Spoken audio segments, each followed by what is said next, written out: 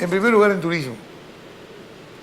Tenemos un aeropuerto que es el único aeropuerto alterno para ingreso al Perú de toda la costa este de Estados Unidos y también de Europa. Otro atractivo que debería privilegiar el próximo gobierno regional es la agroindustria, por la cantidad de productos que tenemos aquí en la selva. El Estado nos tiene que ayudar y nosotros tenemos que ver la forma de generar infraestructura básica. O sea, infraestructura básica significa fundamentalmente modernización de puertos y de aeropuertos, integración de la red vial, sistemas de comunicaciones, internacionalizar nuestra economía regional. No hay posibilidad de desarrollo si es que no logramos ampliar nuestro horizonte hacia mercados, ¿no? Tenemos que partir de lo que tenemos, ¿no? La priorización de los recursos naturales es el punto de partida para, en nuestro concepto, generar competitividad. Todos los aspectos vinculados a la agricultura. La agricultura está muy descuidada. Creo que esto ocurre en todo el país, pero los gobiernos regionales y particularmente el de Arequipa deberían prestar una atención especialísima a la agricultura y a cómo desde el gobierno regional se pueden generar algunas condiciones para la recuperación de la agricultura. Para que funcione, candidatos, organizaciones representativas y poderes públicos tienen que llegar a un acuerdo sobre cómo será el proceso de transferencia. Yo creo que es un proceso, creo que es mejor partir, digamos, con los elementos básicos, digamos, de las capacidades de administración y de gestión, con una creciente participación ciudadana, que eso es fundamental, con un plan de trabajo, un plan de largo plazo de la región que sea compartida por sus ciudadanos y por sus instituciones. Tenemos que ponernos a actuar. El tema es que eso no genere otra vez la misma sensación de frustración que hay sobre proyectos nacionales. Porque si en los departamentos o en las provincias articuladas unas con otras se promueven propuestas de desarrollo que no se ejecutan, eso simplemente se convierte en una frustración, en un bolsón de resistencia, de resentimiento y de reclamo. Entre vaivenes y ruegos a los dioses, esperamos que este proceso arribe a buen puerto.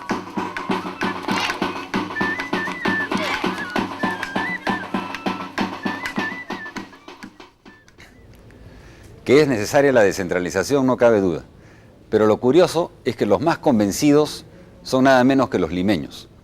Según una reciente publicación del Instituto de Estudios Peruanos, el IEP, el 72% de limeños y limeñas está convencido de las ventajas de la descentralización, más que los habitantes de cualquier otra región del país.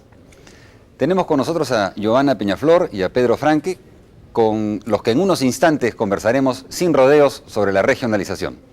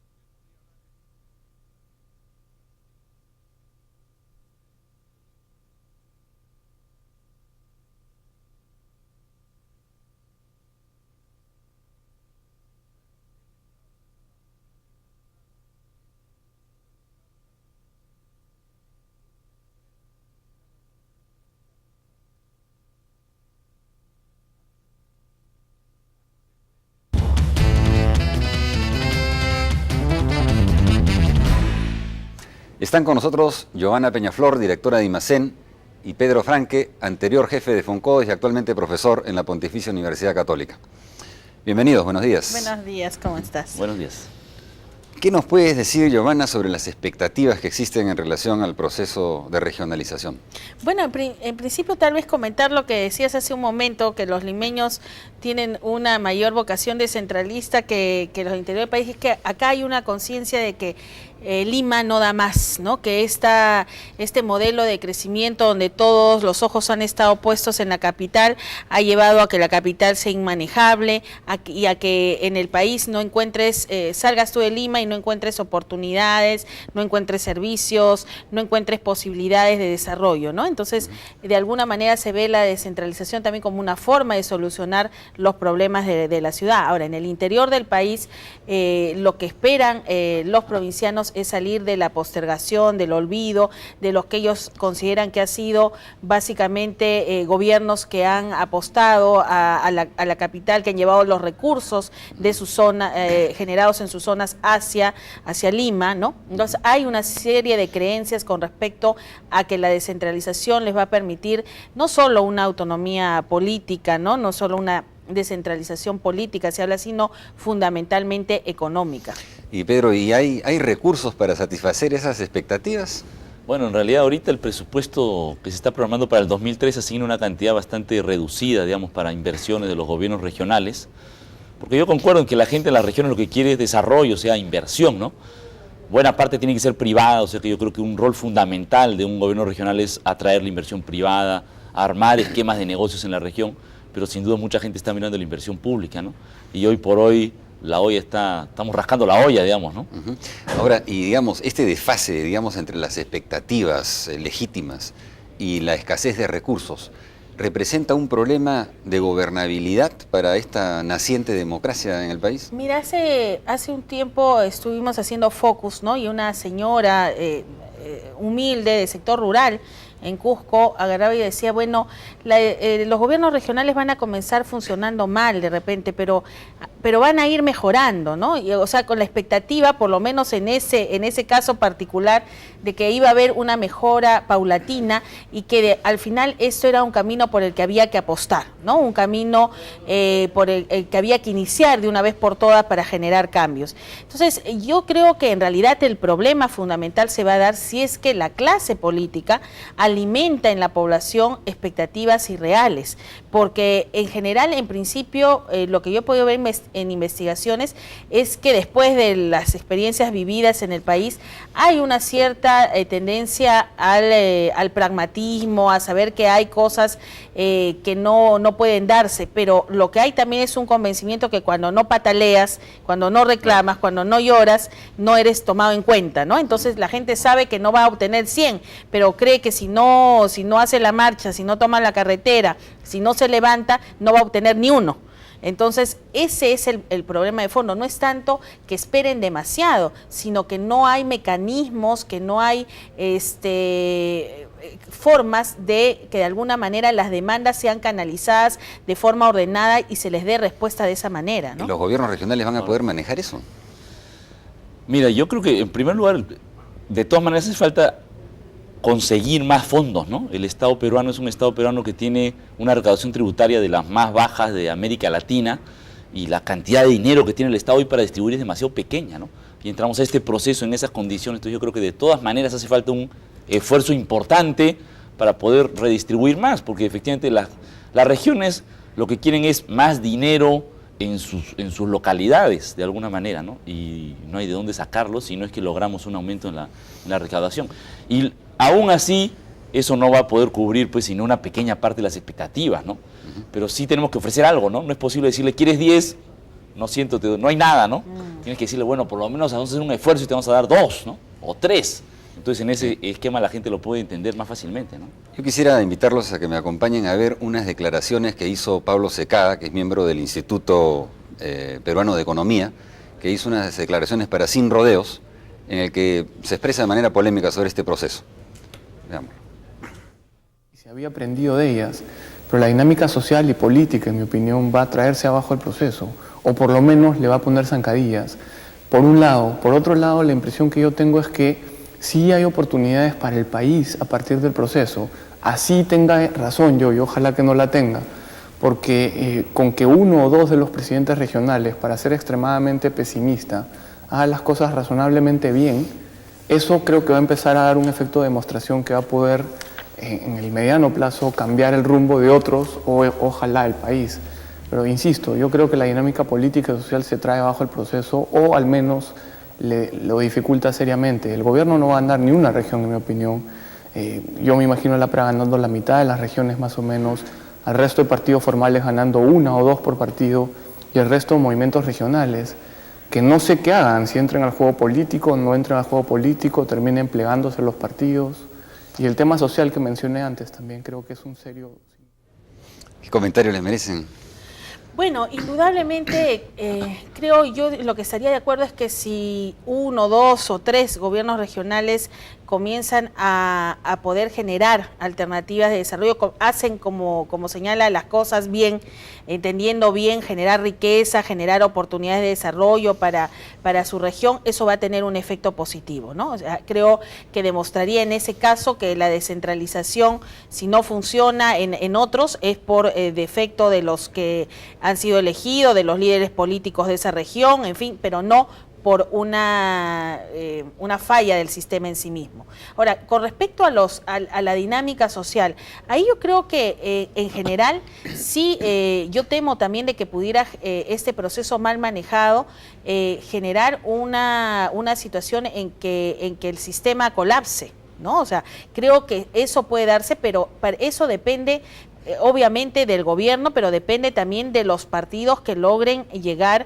al poder. Ahora, a mí me parece, por ejemplo, el APRA en el poder necesita mostrar que, o va a tener que mostrar algo que no solamente ha habido un cambio en palabras, ¿no es cierto? Que ha dejado de ser el APRA cuestionada de la década del 80, del 85 al 90, y va a tener que ponerlo en concreto. Entonces es una presión y un reto para el APRA, ¿no? No me parece, por ejemplo, que el APRA pudiera jugar a crear un clima de zozobra desde gobiernos regionales ganados, con el riesgo de perder pues legitimidad, esa legitimidad que se está esforzando Alan García en ganarse en ciertos sectores que todavía lo ven con gran escepticismo, ¿no? Pero no es posible que los líderes regionales sean estos de partidos políticos nacionales o representantes de movimientos regionales quieran ponerse más bien de perfil, ¿no? Y antes que asumir responsabilidades, por ejemplo, sobre decisiones que prioricen la asignación de recursos, simplemente se pongan de perfil y exijan que el gobierno central les aumente, digamos, eche más agua al caldo. Eso es un riesgo, digamos, ¿no? Yo creo que las declaraciones de Pablo Segaza son un poco exageradas, es un riesgo. Yo creo que ahí la alternativa es establecer reglas bastante claras desde el comienzo, ¿no? Si desde el comienzo se sigue con una dinámica en la cual, bueno, el que más pitea, el que hace huelga, el que toma sus universidades, el que apedrea locales, se le va a terminar cediendo y dando, entonces evidentemente eso solo echa más gasolina al fuego. Claro, si desde el comienzo decimos, miren, el Congreso lo aprobó, esta es la norma, esta es la forma como funcionan las cosas, esta es la plata que tienen y eso es lo que hay, y cada uno que se atenga a lo que tiene, creo que las condiciones son diferentes. Yo creo, ¿no? que al final la gente le va a pedir a quien asuma un gobierno regional un mínimo de eficiencia, ¿no? Ahora, o sea, un mínimo de resultados. Tampoco van a poder simplemente agarrar y apuntar hacia el gobierno central sin mostrar algún mínimo de manejo y de efectividad, ¿no? Si lo hacen, van a correr el riesgo de terminar sepultados en lo mismo que estén generando. Ahora, ¿cómo juega acá este tema de la participación ciudadana que la ley prevé, ¿no?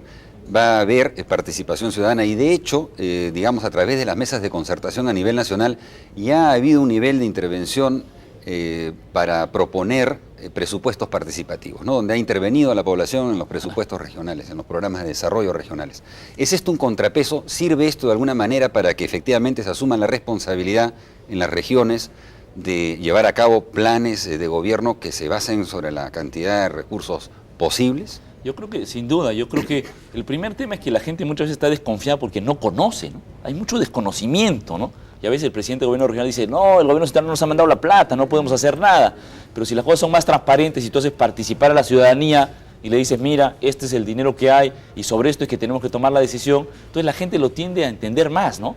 En cambio, cuando la información es poco transparente, es que hay mucha desconfianza, ¿no? Nos están robando la plata, nos prometieron pero no nos dan, ahora, entonces hay que marchar para que nos den lo que nos corresponde. Tal vez el problema está en que en muchos lugares hay la sensación de que el departamento es rico, ¿no? Este cuento del Perú sentado en un banco de oro se reproduce a nivel de las regiones. Entonces la región dice, no, nosotros tenemos un montón de recursos, lo que pasa es que Lima se lleva el dinero y por eso no hemos avanzado. Entonces, pasar de eso a una evaluación real, ¿no? Una evaluación real de cuánto es realmente los recursos que se generan, cuánto es la fantasía y cuánto es lo que verdaderamente se puede exigir. Entonces, sí, yo creo que ese va a ser un proceso duro, ¿no? Bueno, y esperemos que ese proceso efectivamente permita aclarar las cosas, porque quedan solo 15 días, pero el debate seguramente, para las elecciones regionales, pero seguramente el debate se prolongará. Les agradezco muchísimo su participación, Giovanna y Pedro. Espero que en una otra oportunidad podamos seguir conversando sobre este mismo tema. Muchas gracias. Muchas gracias. Luego de una brevísima pausa, volvemos con la parte final del programa.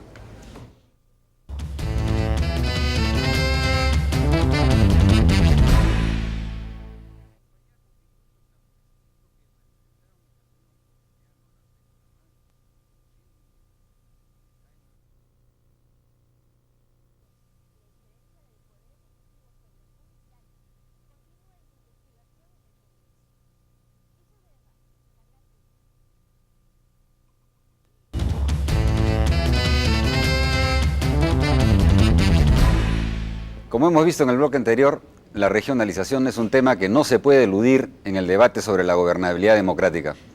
Pero este debate está lejos de ser una exclusividad nacional. Para nadie es un secreto que la democracia en América Latina dista mucho de estar consolidada. Desde otros ángulos, el tema de la gobernabilidad está presente en varios procesos de la región y frente al desorden social todavía subsiste, lamentablemente, la tentación totalitaria. No está de más recordar que producto de la experiencia peruana, la región cuenta con un instrumento para afirmar la democracia. Veamos la siguiente nota. A poco más de un año de haberse adoptado por unanimidad en la Asamblea Extraordinaria de la OEA que tuvo lugar en Lima, la Carta Democrática Interamericana ya ha sido puesta a prueba.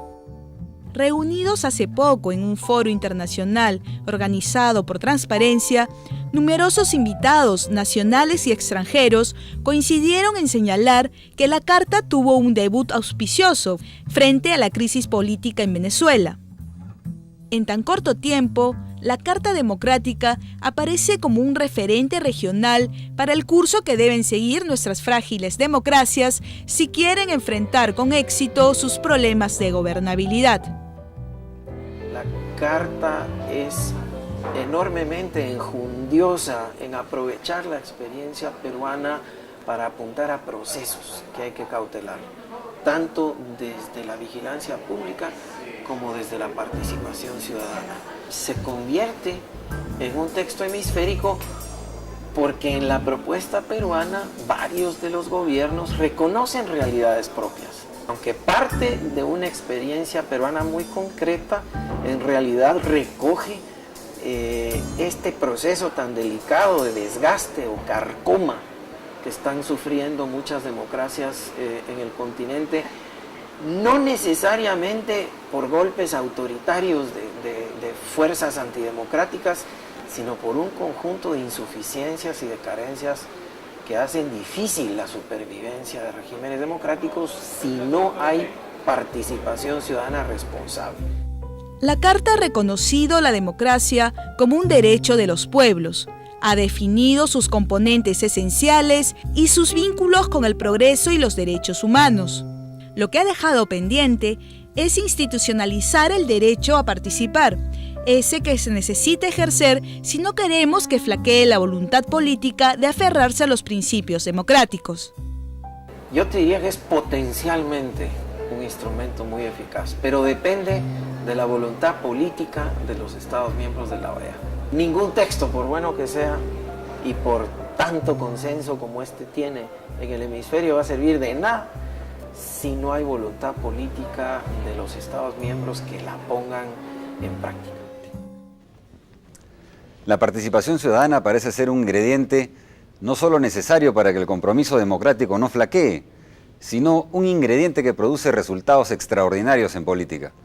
El ejemplo de los presupuestos locales participativos que dieron la vuelta al mundo hace más o menos 8 años con la experiencia de gobierno en la ciudad de Porto Alegre por el Partido de los Trabajadores de Brasil, es uno de los referentes para el triunfo abrumador de Lula que esta semana ha suscitado tantos temores. Sergio Adorno, un académico brasilero, declara en exclusiva para Sin